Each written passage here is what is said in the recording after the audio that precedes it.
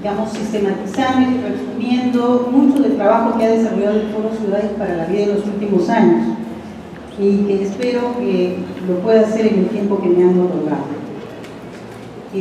Vamos a hablar del cambio climático en el Perú y en particular del caso de Lima. Presentaré escenarios con sus indicadores de la construcción, algunas medidas e ideas de cómo adaptar el sector construcción de forma más sostenible en el país y los elementos para el plan de promoción de la construcción sostenible. Primer tema, cambio climático. Nosotros tenemos que dar prioridad a la adaptación, sin descuidar la mitigación, por supuesto, pero fundamentalmente la adaptación debería ser nuestra preocupación. Es decir, cómo nos adaptamos a los cambios que los cambios de temperatura y la variabilidad climática van a generar en nuestro país y en nuestras ciudades. ¿Por qué? Porque el Perú contribuye con el 0,4% de los gases de efecto invernadero del planeta. O sea, quien tiene que mitigar es reducir las emisiones de gases de efecto invernadero, son aquellos que tienen 40% de emisiones. Estamos hablando de China, Estados Unidos, Europa, incluso India. Ahora también. Claro que estamos aumentando nuestras emisiones porque la industrialización avanza, la economía se desarrolla, pero igual la prioridad sigue siendo la adaptación. La mayoría de este aumento de emisiones que estamos teniendo es por el aumento de la deforestación. Estamos perdiendo, según el Milán, una cancha de fútbol, el tamaño de una cancha de fútbol en bosques al año. ¿Al año? ¿Se puede caer? Bueno, entren a la web del Milán sobre el cambio climático. Por el cambio de uso de suelo, es decir, toda la cobertura vegetal que vamos perdiendo, incluidas las ciudades que ocupan zonas agrícolas y que perdemos parques o que perdemos árboles, y por supuesto el transporte insostenible. Entonces las ciudades son tanto generadoras de emisiones, porque se nos dice, según quien haga el cálculo y según la metodología que se aplique, si se incluye o no se incluye el transporte, se dice que las ciudades generan el 40% de los gases de efecto invernadero en el planeta. Esta energía que estamos consumiendo es parte de la generación de gases de efecto invernadero. Mientras menos energía consumamos, menos gases generamos, porque esta energía está generada a través, en buena parte, no en todos lados, por supuesto, pero no tanto, por combustión de combustibles fósiles. Entonces, el transporte es, por supuesto, un tremendo problema. Yo ya cambié mi carro a un gas tipo de petróleo, además de ahorrar plata, contribuyó menos al problema. Entonces, pero el problema de la generación, la mayor temperatura, como vamos a ver, genera una gran cantidad de riesgos. Entonces, esta gran cantidad de riesgos incluye la pérdida de las fuentes de agua. El último informe de cambio del IPCC, el Panel Intergubernamental de Cambio Climático, de la ciencia, cuando se habla de la ciencia, se habla de este panel, que son miles de científicos en el planeta que están haciendo informes regularmente. El informe que ha salido se llama AR5, capítulo 27, capítulo 18, capítulo de ciudades, lean, pongan en el Google, AR5, ciudades, capítulo de adaptación.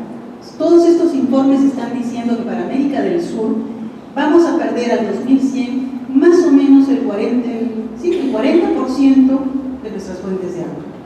40%. Lo cual significa que, por ejemplo, para Lima, según el informe también de un último estudio hecho por la Universidad de Linz en Lima y la Universidad Católica y la Agraria que han estado ahí, vamos a perder al 2040 el 25% de nuestras fuentes de agua. Es decir, adiós Huascapocha, adiós Punrún, adiós todas las grandes reservas que están haciendo para el agua de la ciudad. Y si no hay agua, no hay luz, porque el 60% de nuestra energía viene de la hidroenergía. Entonces estamos hablando de una dependencia muy fuerte y una vulnerabilidad muy alta. Entonces, Lima es muy vulnerable. Además de que todos los informes están diciendo, el Tyndall Center dice que el Perú es uno de los 10 países más expuestos y más vulnerables a los impactos del cambio climático, exacerbando vulnerabilidades ya existentes. Es decir, las zonas más pobres, que normalmente son ya vulnerables, son aquellas las que tienen todavía mayor vulnerabilidad al cambio climático. O sea, se exacerba el problema. Y además no se acepta, ¿no es cierto? Estamos en pleno fenómeno del Niño, con temperaturas variables que nadie entiende, agosto terminando y seguimos con un frío tremendo, y se suponía que estábamos en niño y debía haber calor, o ya debería empezar a haber un poquito más de calor, y no hay, o sea, ya nadie puede acusar al Senami de que no la ayude, porque simplemente no se puede saber ya qué es lo que está pasando. Y esto que está ocurriendo no se está reconociendo. Bueno, ustedes los felicito porque están interesados en el tema y hay que reconocerlo. Nosotros hemos hecho una serie de investigaciones y entrevistas y no se está reconociendo por parte de los sectores clave para tomar decisiones todavía, aunque sí existen esfuerzos, y eso es lo que nosotros llamamos disonancia cognitiva. Incluso hay una estrategia de adaptación al cambio climático que la Municipalidad Metropolitana de Lima ya tiene y presentará el próximo mes. Espero, crucemos los dedos, y que nosotros también apoyamos a elaborar hace 2 años. Hace 2 años. Espero que no pase lo mismo con el plan de construcción sostenible, vamos a ver. Perdón por los amigos de mi izquierda, pero vamos a apoyar para sacarlo adelante. Lima tiene y ha tenido una larga historia de eventos extremos históricos. Ustedes se acordarán, si los limeños se acordarán, que no estaba acá. Soy chiclayana, o sea que he vivido el niño en Chiclayo, en el norte, varias veces. 1970, 15 de enero, 5 horas llovió, 17 milímetros, casi el doble de lo que llueve en todo el año, normalmente en la ciudad.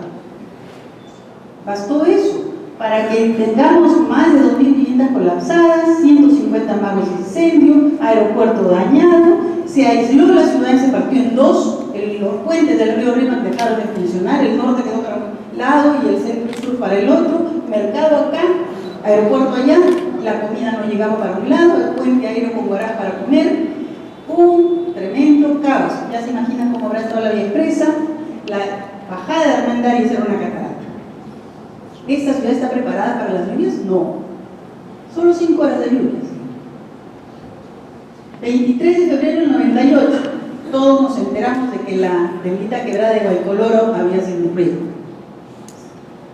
Y ese río es el lodazal, porque además no vino solo agua, vino todo un lodazal, un huaico de esos más suaves, porque no era tan caída vertical, llegó casi al borde del Palacio de Gobierno.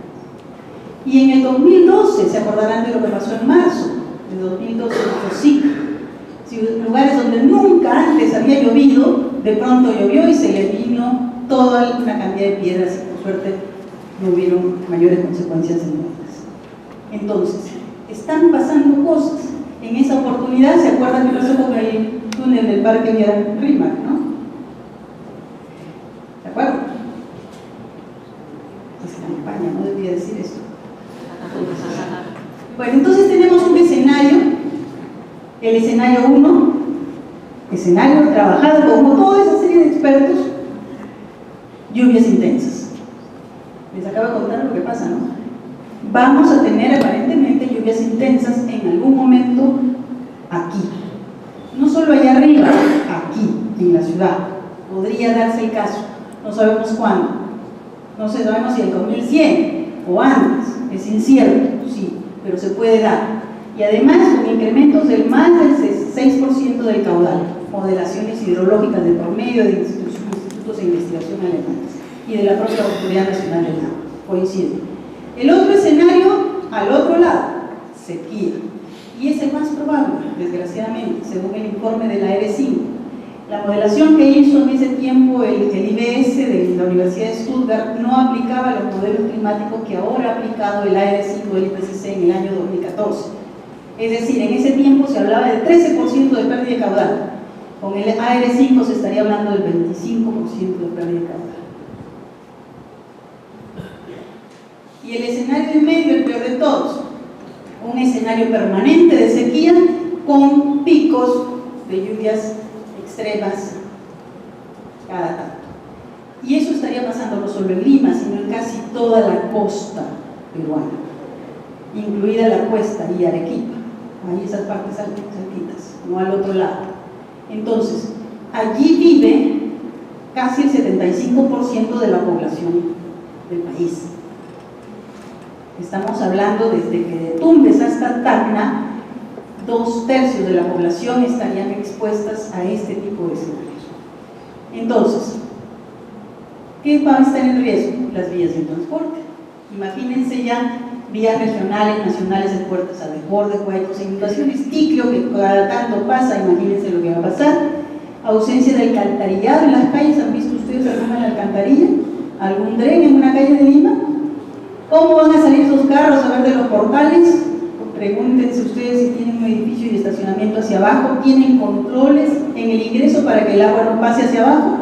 Bueno, pues aquí saldrán con motor cubreborda. ¿Las vías expresas tienen algún dren? No hay. Y los desagües pasan por arriba, o sea que hay que bombear de todas maneras. ¿Cómo vamos a hacerlo? ¿No es cierto? Además que esto provocaría el desborde de las aguas residuales. En el norte, cuando venía el niño, teníamos que poner sacos de arroz en los desagües, en las duchas, los baños, las cocinas, todos lados se salía el desagüe, porque la gente sacaba la tapa del desagüe para que se vaya el agua por ahí y después regresaba por dentro de las casas. Y ya saben con qué más venía. Entonces hay enfermedades. Tenemos además una potencial división de la ciudad en dos, otra vez, ya pasó. Se partiría en dos, y acá está el mercado de Santa Anita, que es de este lado, y en el otro, ¿con qué comen? Y además, por supuesto, las playas también expuestas al incremento de la subida del nivel del mar y la erosión costera. Ustedes saben que la Costa Verde constantemente tiene que recuperar territorio al mar. En algunas zonas ha perdido hasta 20 metros. San Miguel Feliz decía, ya lo logré, mire, 20 metros, y casi todo el desmonte apareció después en Ventanilla. Y un día apareció incluso en Miraflores, porque cambió la corriente del mar. Y se armó el escándalo cuando llegó Miraflores. Pero en Ventanilla nadie dice nada, y todos los años llegaba a Ventanilla. Porque no se puede estar tirando desmonte para seguir ganando tierra al mar. El mar se lo lleva por la erosión. Y hay un doble efecto. Sube el nivel del mar, pero además, como hay intrusión marina por debajo, se hunde el suelo. Entonces este doble efecto genera una pérdida constante. Yo por eso siempre les digo a los amigos de Barranco, no se preocupen, esas concesiones, la naturaleza se va a hacer cargo de rústica y etc. Entonces, hay que esperar con más. Y no les recomiendo que estén por ahí, por supuesto. Entonces, además tenemos la producción y la energía en riesgo. Lima produce casi el 50% del PBI nacional, ¿puede ser? Minería va creciendo, aunque ahora estará bajando. Tenemos una serie de interconexiones de todo el sistema interconectado de energía también pasando por Lima. ¿Cómo vamos a hacer? Si estas zonas, que son las más altamente expuestas a inundaciones, podríamos perder también por colapso las condiciones eléctricas. Y si no hay electricidad, no hay producción industrial, no hay empleo. A ver, díganme qué ciudad podría ser competitiva así. Y esta es la otra. Esos dos puntos azules es la marca de donde está la cota de Atarjea y la otra es la cota de Huachipa. Sedapal está trabajando durísimo para garantizar el abastecimiento de la población hasta el 2050. Lo está haciendo. Y ahí están las dos plantas, incluso Huachipa ahorita produce solo un cubo. No hay suficiente, tienen que hacer otros tubos grandes conexiones para que logre llegar agua suficiente a Huachipa y produzca sus 5 cubos para la cual está preparada. Pero de la cota, digamos, de toda la zona marcada en verde para abajo, cae el agua por gravedad. Entonces aquellos que viven de Atarjea para arriba, y se darán cuenta quiénes viven por ahí, los más pobres, hay que bombear el agua. Y si no hay luz, así haya agua, no la van a tener, porque no hay suficiente luz o estará muy cara. Nuevamente las vulnerabilidades, estamos hablando de prácticamente 1.800.000 personas en riesgo. Esto sumado a que si nosotros hacemos proyecciones con distintos tipos de tasas de crecimiento en los escenarios distintos de clima, el indicador de crecimiento realista 1,3, lo que dice el INEI, pesimista 2,3, esperemos que nunca ocurra porque ahí vamos fritos, y crecimiento optimista 0,3% de población anual. Y luego los cambios que nos dicen los escenarios climáticos en el caudal. Aplicando esto, existe una población con menos de 50 litros persona día, que en este momento está recibiendo esa cantidad o menos en Lima, y que es más o menos 699.000 personas. Esto subiría a 4 billones en el escenario pesimista con pérdida de caudal. Menos de 50 litros persona día, cuando el óptimo ideal es 80.